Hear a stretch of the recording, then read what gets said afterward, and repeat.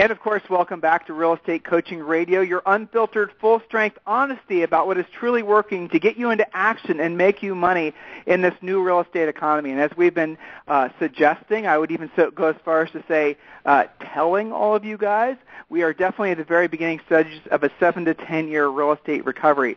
So listen in and learn what it's going to take for you to get the most out of this new real estate boom. So Julie is not going to be on today's radio show, and we have two very special co-hosts, I'd like to call them, Joel and Michelle McClintock. So Joel and Michelle, welcome to the show. Well, thanks, Tim. Very much appreciate it. Great to be with you. Absolutely. So, guys, introduce yourselves to our audience. Let them know where you sell real estate, how they can get a hold of you, and all that good stuff. Very happy to, thanks. We are in South Florida in the Palm Beach area. We have a small group called the McClintock Group with Keller Williams Realty, and we've been doing it forever. You can reach us on our website at themcclintockgroup.com, or if anybody has any questions or referrals, you can always get me on my cell phone at 561-543-5635. Okay, perfect. So, as I was reading the introduction, as I was saying the introduction, I was thinking about the fact that I was letting everyone know that we're in the early stages of a new real estate boom. But the fact is that you guys never really had a slowdown. You're coming out of what was a fantastic 7-year cycle. So this real estate boom where everyone's going to start seeing house values increasing again, where you're going to see, essentially what feels like a real estate recovery. You guys were still, obviously you'll do great in this market, but you did really fantastic during the crash. So let folks know where you were 7 years ago and essentially what you were able to create for yourself over the last 7 years. Yeah, absolutely. I appreciate it, Tim. And as you say, we've been, I guess you could say fortunate, but I think I'd like to believe with some foresight, and very frankly, I owe a lot of that foresight to you and your programs and your coaching. We connected with you guys way back when. At a very optimum time for us, because like everybody, we were at that brink of disaster where we had been in the business for a long time, but literally in cruise mode until it all hit the fan, so to speak, when things shifted back in the early to mid-2000s, as we all know. The good news is that we made the shift very dramatically, very quickly, managed to stay ahead of the curve, and as you implied, take advantage, I suppose you could say, of the opportunities that came with that shift, that swing, the short sales, as we all know them today. And so we very much ramped up, learned the ropes, ramped up, and were able to actually grow our business through a period, as you implied, where most people across the country in the early stages of the downturn were in a panic mode, so to speak. We were already very well positioned to take advantage of and help countless hundreds of people for the past several years. So that worked out very well. And then, again, my hat's off to you and much appreciation for all of the insights that we've gained from you over the years, because we have fortunately been able to literally stay ahead of as the world turns, if you will, with what's been going on. And as we all know, at times it's felt like a roller coaster, and it's been anybody's guess at some points where to from here. But we were always have managed to position ourselves to be in a place where we could continue to sustain, if not grow our business, and that includes today. Well, we're going to talk about. Sorry? We're going to talk about lead generation and some other things, because everyone's going to, what do you guys do to generate leads? Because you guys do a lot of creative things. But I really want to underline how successful you guys have been over the last 7 years. I mean, you guys have always been successful at everything you did. And Michelle, matter of fact, weren't you in Canada? You were, well, both you guys were professional athletes, weren't you? Yeah, I competed internationally in gymnastics for Canada. And Joel? I was a competitive water skier forever and ever as a kid, and grew up through the ranks and skied on the Canadian water ski team for a bunch of years, and managed to peak in that endeavor way back in the 80s, and won the world title. Yeah, well, that's pretty incredible. And Michelle, weren't you basically teeing up to be part of the Canadian Olympic team, if I remember correctly?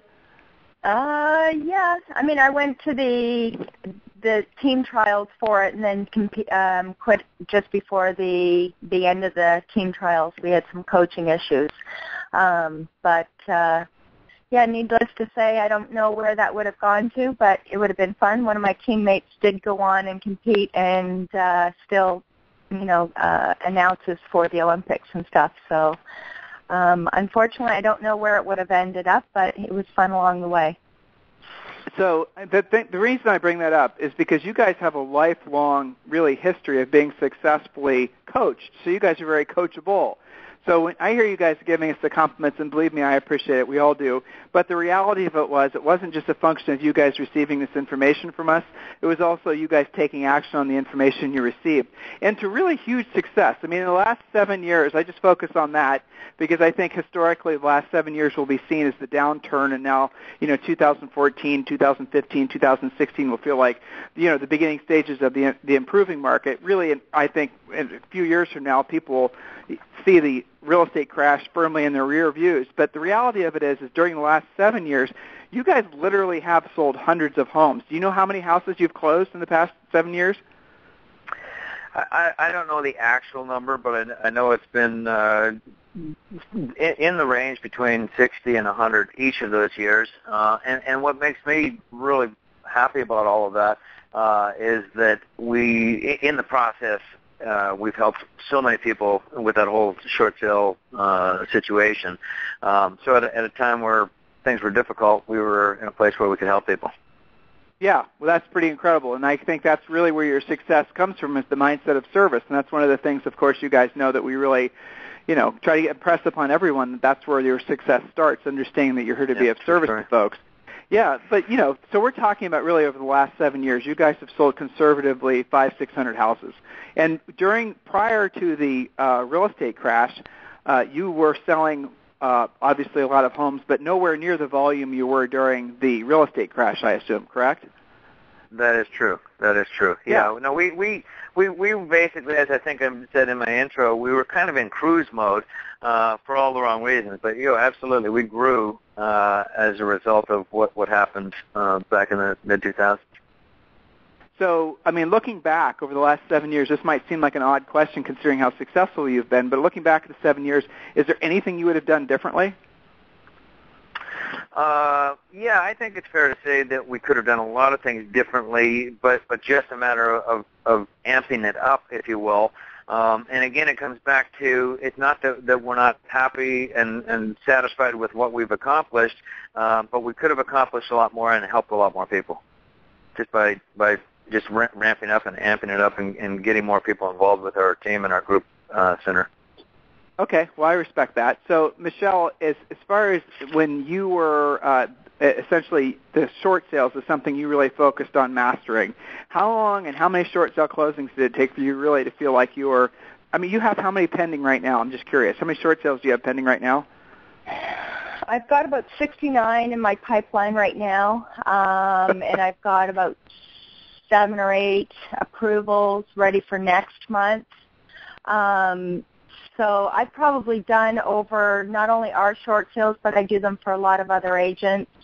I've probably done somewhere between 12 and 1,300 total short sales since the inception, and I guess that came mainly because of you guys. I mean, we were coached by you guys, and, you made me believe that I could just push myself further and further and further, and just stepped out of my comfort zone and now do a high volume of short sales still, and very high demand on a daily basis to take on more short sales, whether ours or other agents. So now that how are you guys? Obviously, the focus has always been on making the most of the opportunity in front of us, and then focusing on where the puck is going to be. You guys are Canadian. I know you love those Wayne Gretzky quotes. So where is the puck next for you guys, and what are you doing to take advantage of that opportunity? Where do you see the puck going to be, and what are you doing to grab hold of that opportunity? Remember, guys, these folks are in clinics are in West Palm Beach, Florida, but they're obviously serving a broad swath of Florida. So in that area, where is the puck going to be? Yeah, interesting question, Tim, and I'd like to think an interesting answer in that I am entirely convinced that we still have lots of opportunity. I don't think anybody would argue in the distress arena. But clearly, as you talked about early in the program, there has not just been a shift, but a definitive shift as to where the direction is and what we should anticipate over the next several years. So it's a wonderful opportunity to transition rather than dive from one arena to another.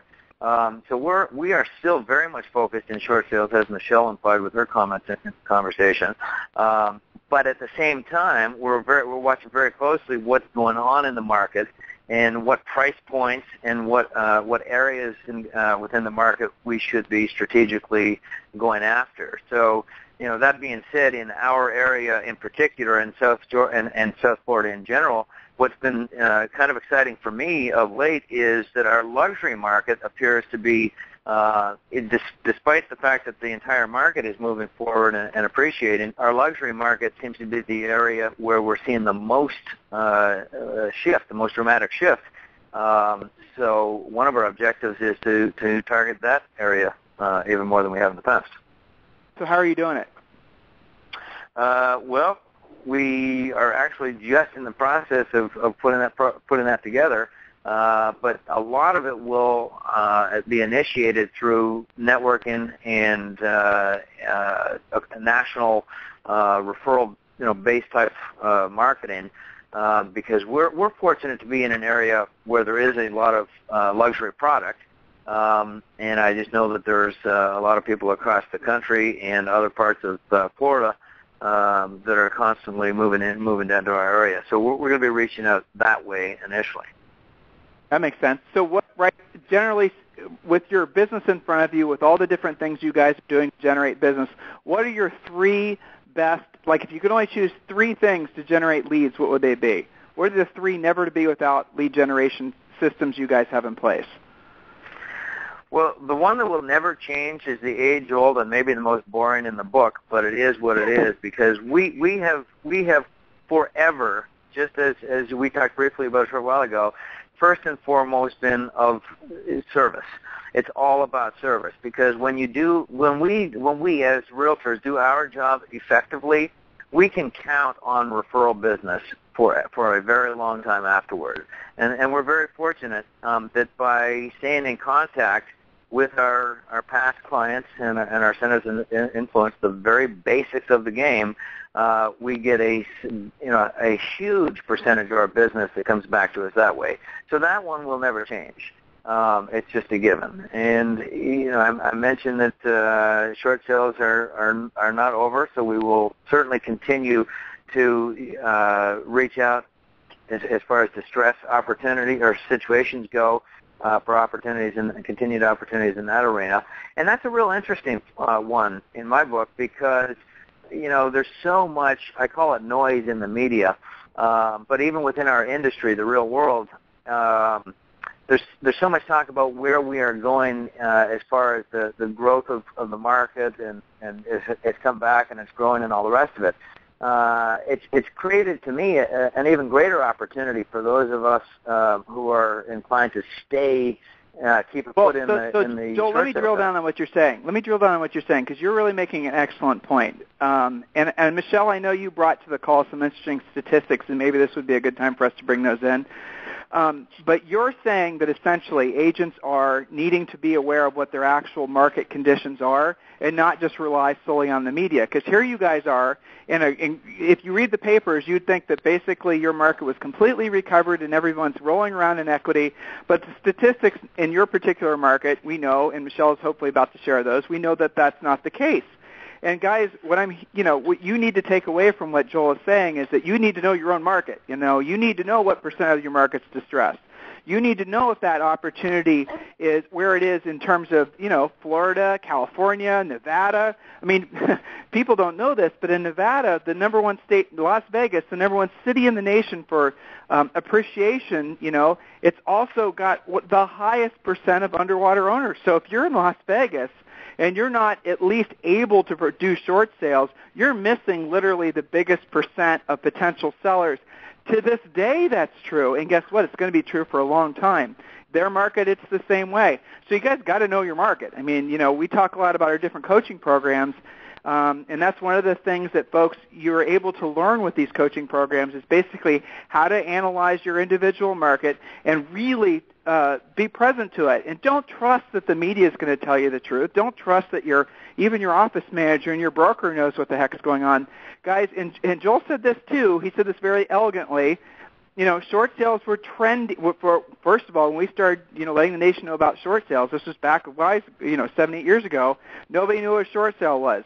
Then it went to short sales being trendy, and now as the herd is leaving the opportunity thinking that short sales are over, it leaves the strongest players like the McClintocks saying, hey, you guys go on down the road and start buying your buyer leads from whoever you're going to buy your buyer leads from, and we'll focus on the short sales because they have studied the market and they realize what a tremendous opportunity is to help people make a ton of money. Michelle, do you have those stats for your area?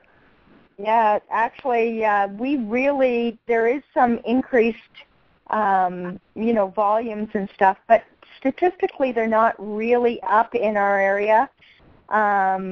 Inventory is actually down a little bit. In March, the average sale price has gone up a little bit, like 6%, but not really dramatic. Closed sales are slightly up from last year. So, I mean, not enough for us to get out of, the short sale arena. The fact that agents are leaving it, like you're saying, we love it. I love it when people say, well, short sales are gone. No, they're not, because I did statistics for the beginning of April, and in April, on April 10th, there were 707 new filings in our area for short sales.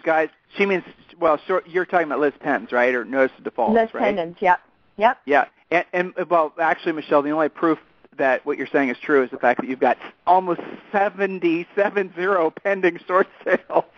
That's really all that you have to know. Again, guys, you might be in part of the country right now where short sales, if you're in Austin, Texas, for example, well, your opportunity is going to be a new construction. You have to really, again, that's the point of hiring a coach, to really identify where the opportunities are in your market. And oftentimes they're the hidden opportunities that are the most profitable, like short sales were a few years ago in different markets that, frankly, the puck is in different places. So, Joel, I want to really drill down on this. You said centers of influence and past clients were a great source of new business for you. What are the other two things that if you could only do those, maybe two other things, what would they be? Maybe things that you wouldn't have, that people don't necessarily know about. Well, I did mention we've already talked about Liz Pendens and whatnot, but I won't leave that one alone for a very long time either. Yeah, another good point. Yeah, but basic networking is absolutely critical. Michelle literally brings us business every month just as she's out around talking with people. She's very much the social butterfly, me not so much, but networking is always going to be critical, going to be, an important element. Outside of that, I would say that, and again, I'm trying to think of the things that we do that might be unique, but I'm not sure there's a lot unique. One of the things that I have to imagine that most people are very familiar with or aware of by now, and if they're not, they ought to be, is not just expireds, not just recent expireds, but old expireds, and it kind of ties everything back into the whole issue that people came out of short sale situations, and in different parts of the country, depending on how much upside down people were, and how much appreciation they've seen since the turn. There may very well be people who were listed a few years ago, didn't get sold, didn't want to sell, didn't ultimately get sold as a short sale, or no longer a short sale, or who were listed a couple of years ago, and the market just wasn't alive, and they're in a more or less confused at this point, as a lot of people are with all the media noise. I mean, old expireds are a great opportunity. Well, and the other thing is there's a lot of loan mods that are basically starting to adjust, and the people still have, Yeah, talk about that for a little bit, Michelle. Talk about loan mods and how they're adjusting, and basically at the end of the day, the negative equity is still on most of them, and they're just doing short sales. Correct. I mean, we're seeing a huge amount of people that did get loan modifications that have turned into, adjustable rates already again. And I mean, the people are again underwater or just can't afford to make the new payments. So inevitably, those loan mods are now short sales again, or people just feel that they are still underwater in the property. Even though they did get a loan modification and everything was put on the back end, it doesn't make sense for them. Loan mods are just, for the most part, a bandage for the situation. It's the extend and pretend that is still quite. It's a lot, but guys, here's the thing: the extending and pretending is coming to an end. And a lot of these people, as we were just saying, their loan mods are adjusting now, and they can't afford the adjusted payment. And by the way, for those of you who did not know this, I mean, I don't have the statistics on, so I'm going to guess 99% of all loan mods left the negative equity on the house. So these people are, having their payments go up at the same time they're realizing, hey, guess what? I'm still underwater. And then those folks become short sales. So I wonder how many of you came across sellers over the last few years who said, I'm doing a loan mod. Well, those are now prospective sellers for you now. And also I heard Joel say, and this is such a gold mine, I think, by the way, Joel, I don't know if you thought about this, but all the agents who've been listing houses overpriced, the expireds that are going to start coming up over the next 6 to 12 months, they're going to be insane. If you guys aren't prospecting expired listings, and I don't care what market you're in on that, for this, you are missing the boat. Even if you're in these super hot markets where everything's selling, do a little homework. You're going to discover that builders are breaking ground. You're going to discover that hundreds, in many cases, thousands of new listings are going to start hitting the market. I'm thinking of you, Texas. And what that happens is the resale is going to have its butt kicked. Resale listings are going to start expiring. So, guys, definitely wake up to the opportunity that expireds are and will continue to be. So, drilling down, your guys' team. Talk about your team, who does what, how many people are on it, and all that good stuff. Well, we actually have not grown to be a large team. We stayed, very much hunkered down, so to speak. I still am primarily the listing agent. My son JD works with our buyers. We have I won't call her virtual because she's still local, but she's not in the office, that does all our transaction coordination work and a significant amount of our marketing. And then Michelle is basically the backbone administratively to kind of hold the reins and keep us going in the right direction. It's interesting timing that we're having this conversation because we are actually in talking with an agent who has been doing a lot of work with a mega team. I mean, they're doing hundreds of units a year, and he's a buyer agent there, and I'm in conversation about potentially bringing him into our group. But basically, we keep it tight, and we try to work efficiently and solid. We are thinking, because for all the reasons that we're talking about today, we're looking at ramping up again. Certainly as far as volume and productivity goes, and yes, that's going to require that we, bring one or two more people into the group. Makes perfect sense. So what are the biggest misconceptions that folks have about you guys? And not maybe about you, maybe that's too personal, but about top producers in general. What are the biggest misconceptions? But let's just start out with that other agents have about folks that have been as successful as you guys have. All work and no play.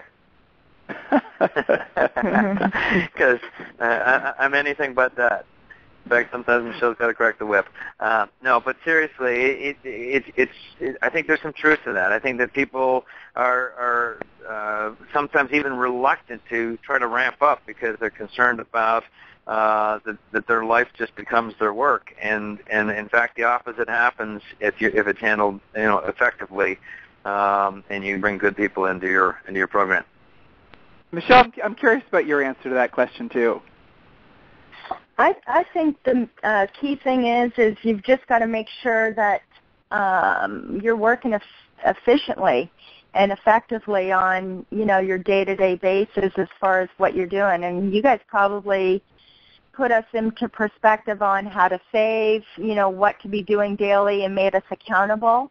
And I actually function like that on a daily basis, where I need to know what it's going to take to make how much money and how much volume and stuff we need to be doing on a daily, weekly basis, so I can meet my goals, me personally, as to how many I want to close or what my volume of dollar amount I want to close. And, I'm very competitive and very disappointed at the end of the month if I don't hit those numbers or exceed them.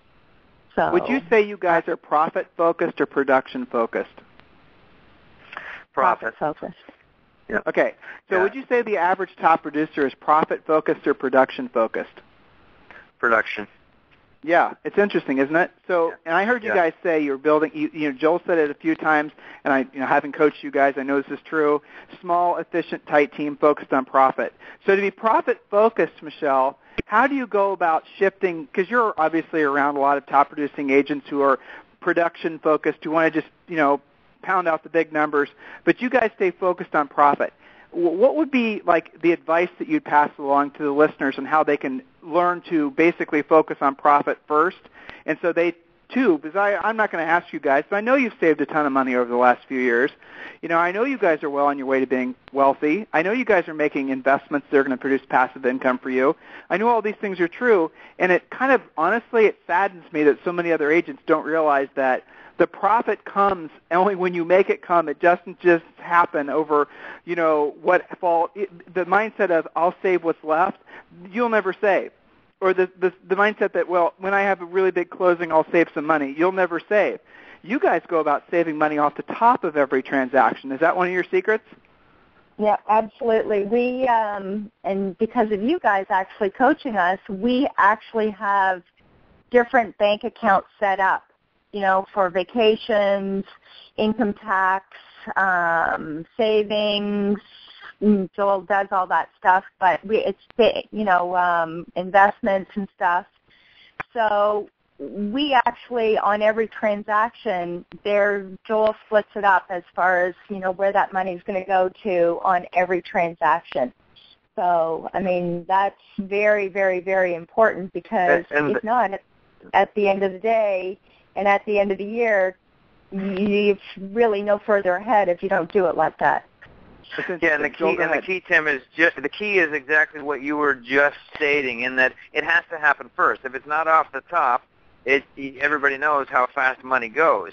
And the sad part is the money goes places where it doesn't need to go if it feels like there's lots of money there to throw around. So by putting the money away, now you've got what's left to work with, and it's always amazing to me how little money you have to spend to in your business to move forward and even grow if you're being wise about where you're putting your money and your energy. Joel, that's a really important point, because a lot of people believe that they have to buy their leads, right? Then there's it's happened sometime in the last 5 to 7 years where there's this mindset that agents have to buy leads from Trulia, buy leads from Zillow, buy leads from Realtor.com, buy their leads. So buying buyer leads when you have listings, listeners, please be very clear about this. You have 5 or 6 or even 3 listings, you're going to have to beat the buyers off the stick when you basically know how to market your listings. Buyer leads are the easiest thing in the world to get, and yet a lot of you guys are on this sort of never-ending hamster wheel of buying buyer leads, and you don't know how to get off to actually become listing agents. Well, Joel and Michelle, you're seeing this epidemic, this plague of buying buyer leads. When you guys take a listing and you put it for sale, can you kind of run down the gambit of the things you do? Because you guys do some very creative things to generate your own buyer leads. Well, I don't know that it's all that creative. I would like to think that everybody goes through a process to market their listings effectively. Obviously, first and foremost, it's about the information that you actually put in, not just the MLS, but the information that's going to then get put out to the countless affiliate websites that so many buyers, 90 whatever percentage of buyers are looking at. So it's all about how you put that information in, what information is available, so that what people are searching, they're going to find you. End of story. So the description matters, right, Joel? The description absolutely. matters. The pictures matter, right?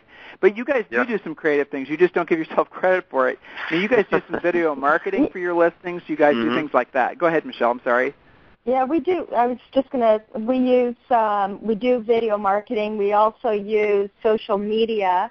So on our Facebook page, often when we have a new property coming on the market, it gets teased on our Facebook.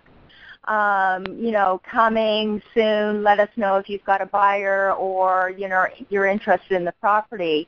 The girl that works for us does all that. She loves social media, and she's all about, Facebook and stuff, and we get a lot of leads coming from that and a lot of buyers because of our social media. And it's very low key. I've seen your guys' stuff on Facebook. It's very low key. It's classy. It'll be pictures. Sometimes it's a link to a video.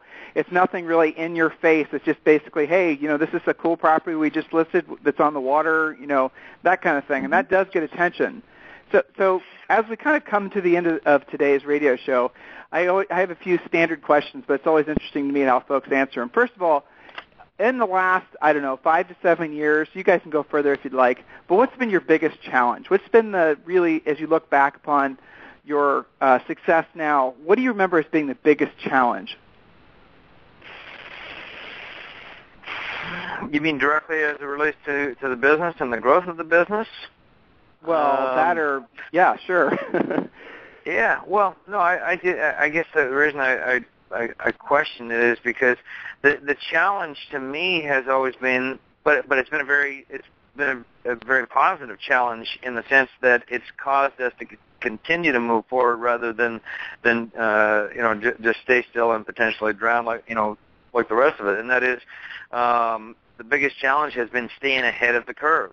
From the onset of this call, we talked about, what it has taken for us to sustain a position throughout the downturn and the roller coaster and all the rest of it.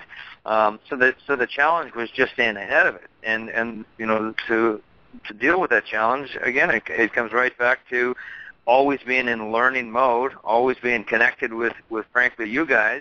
And I appreciate what you said. I like to think we're coachable, and making the changes as we go and being willing to be open to change, and not just sit around and watch things go by, but actually, act on it. So thank you for that. And what has coaching meant to you guys? Really, obviously, there's a lot of folks getting, actually, I don't know if you guys have noticed this in your market. Have you noticed a lot of people getting back in the business? Are you seeing that trend in West Palm? Oh, absolutely. Realtors? Absolutely. Yeah. Yep.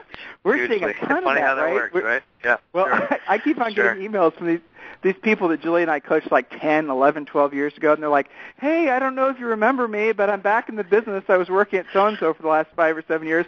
I was riding out the bad market. Now that things are better, I'm back in the market again. I think that's really funny. Funny how that works. That's a huge trend. Yeah, it is, isn't it? For sure. So, but what has coaching meant to you guys? What is it really, as far as like, what has it meant to you? How significant or insignificant, really, how would you answer that question?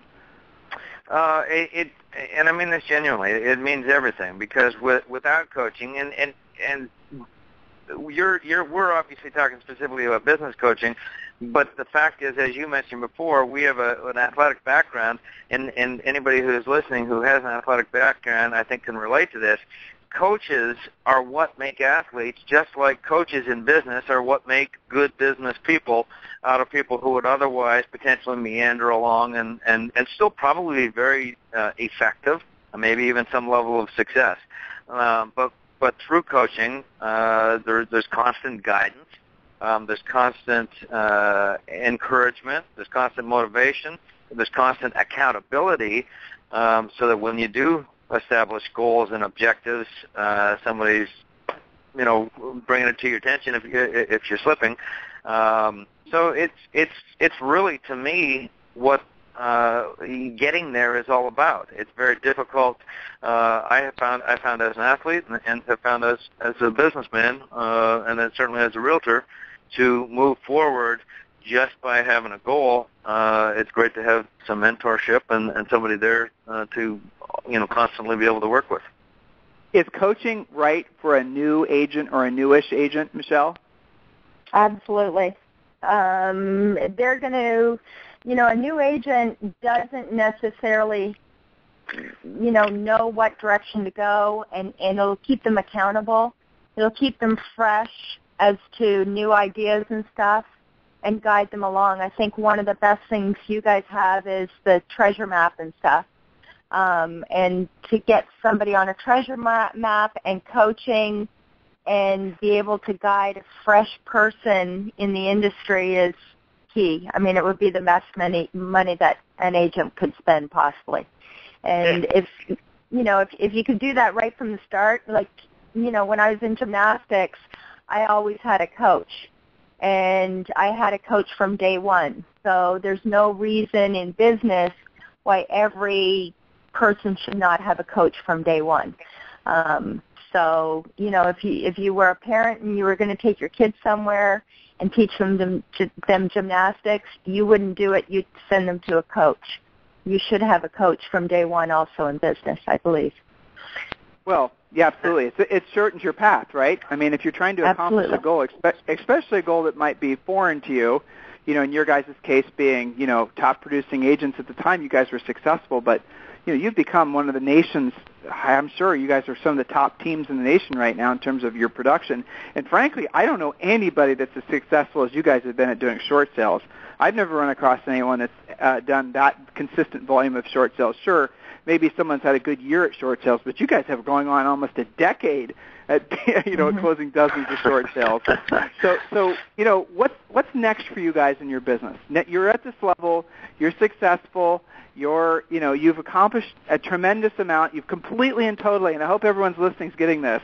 They pivoted their business back in 06, 07, 08 to focus on the opportunity that was the biggest opportunity in their marketplace, and now they're still pivoting again, looking for the new luxury market opportunity that I'm sure will come their way. But at the same time, they're realizing that there's still a lot of folks that need help and money to be made in the short sale arena, in the distressed space. So what's next for you guys? Next level of maybe production or less personally? When I ask that question, what are you guys excited about? A number of things, because as I mentioned earlier, this comes at a very timely moment, this conversation, in that we have recently been talking about bringing another person on our team, which will free up a lot of our time, my time, to start to get more specialized in different areas, without missing opportunity, as we grow from the buyer's perspective. So one of the things that I don't know that we've even talked about at all, but I think I'd be remiss not to mention, is that I see tremendous opportunity, and obviously over the last 5 years there's been tremendous opportunity with investors. But I still genuinely believe that that's, at least in our area, a great opportunity, to the point that I'm starting to see investor groups and stuff come back in, and different people have different opinions and thoughts on that. But I was pretty tight with an investor group during the ride in the early 2000s through the boom, and it was a lucrative opportunity. And I'm not suggesting that that's where we are at this moment in time, but I think it's another arena that certainly deserves some attention. Yeah, that's true. That's a really good point. And again, new construction. I mean, depending on your market, that's really the first step that all of you guys need to do, is identify where the opportunities are in your market. And it's going to take you're going to have to be a pretty good bloodhound to see the direction where things are headed. And it's funny, guys, when I talk to top producers like you guys, what you guys say and how you guys think, and you take it for granted, but it's so dramatically different than what the normal, 99% of all the other agents think and do, and the rest of it. They don't see where the puck is going to be. You guys are already there, and I'm sure you'll continue to be. I'm sure you guys will be as successful as you choose to be. And listen, I sincerely appreciate the honor of having been your guys' coaches and your affiliation with Julie and I over the years. And I really thank you for today's radio show and participating today. Thank you very much. We love you guys, and keep up the good work. Very much appreciate it, Tim. Great talking with you again, and thanks for the opportunity, for sure. And Joel and Michelle, if they want to send you some referrals, how can they do it? Remind them. The McClintockGroup.com will always get you connected. If not, you're very welcome to give me a call directly at 561-543-5635. Love to hear from you. And guys, coming up later this week is Steve Brown, the president of the National Association of Realtors, so make sure you tune in to that radio show. And Joel and Michelle McClintock, thank you for your time today, and everyone else have a fantastic day.